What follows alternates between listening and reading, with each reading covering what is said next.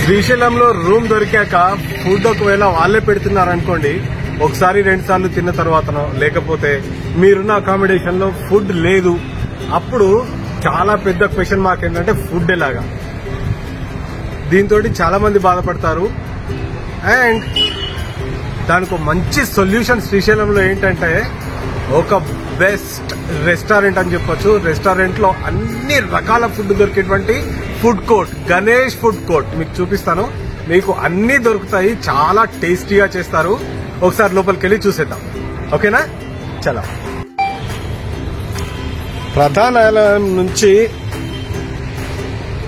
1 kilometre లోపే మీకు Ganesh food court అని కనిపిస్తుంది. మీరు శ్రీశైలం వచ్చిన తర్వాత ఎక్కడికి వెళ్ళినా కూడా మీకు ఇది కనిపిస్తూనే ఉంటుంది అనమాట. అంటే ముఖ్యమైన ప్లేసెస్ లో ఎక్కడ నిలబడ్డా కూడా మనకి ఈజీగా కనిపిస్తుంది. చాలా మంచి ఫుడ్ కోర్ట్ నేను చూసిన వాటిలో.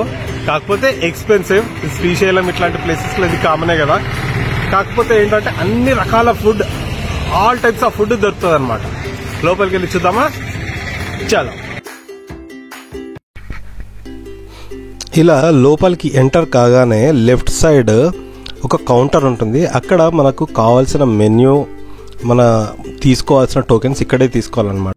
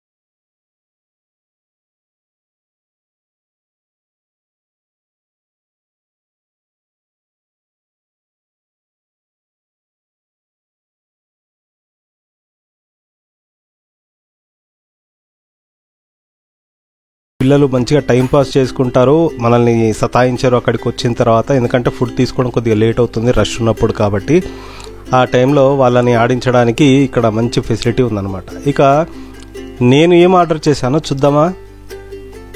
నేను ఆర్డర్ చేసింది ఏంటంటే ఈ మంచూరియా ఒకటి, ఇంకా రోటీస్, బఫే, కొంచెం ఫ్లేవర్డ్ ఫుడ్ ఆర్డర్ చేశాము. ఇప్పుడు మేము మీకు చూపించేది మొత్తం కలిపి కూడా 1000 రూపీస్ కాస్ట్ అయింది.